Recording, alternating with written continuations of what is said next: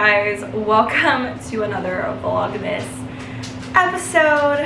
Today, once again, I am going to try and conquer these sugar cookies. I was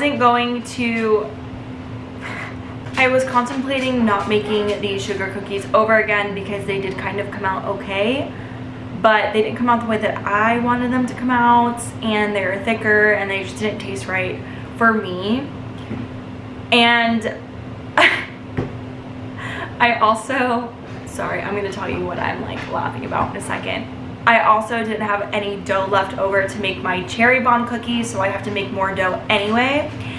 And I had to run out to the store to get some more butter, and someone decided that she was gonna eat pretty much all the cookies. This is all that we have left out of the batch that we made last night.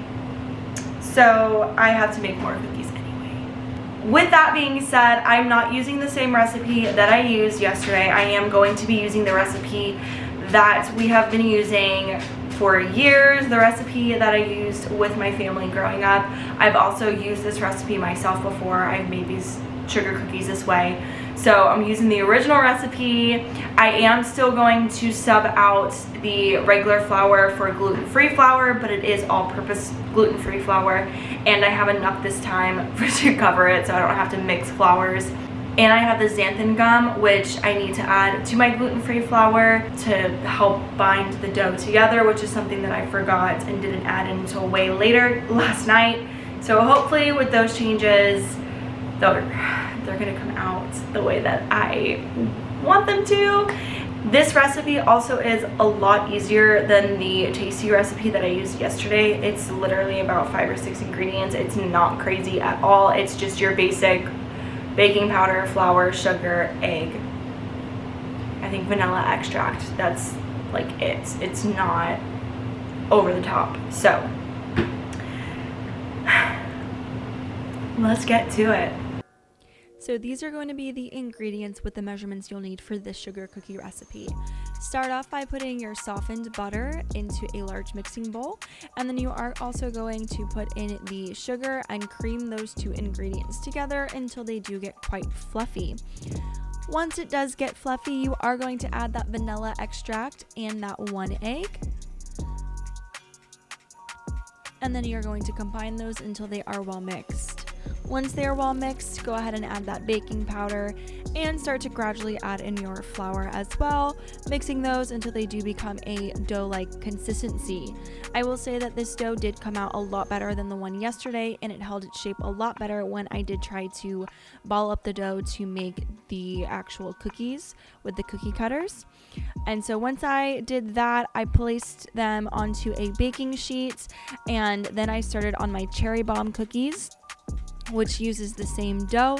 The only thing with this is that you do need maraschino cherries, like so, and then you're going to take 1 cherry and a balled up piece of dough, kind of mush it down so you're able to put that cherry in the middle, and then roll that together, place it on the baking sheet, and you can bake all those cookies at the same time. The next cookie that I'm going to make are the Ritz cookies, and you will need some sort of vanilla candy coating or even chocolate if you so choose, a tub of peanut butter, and Ritz crackers.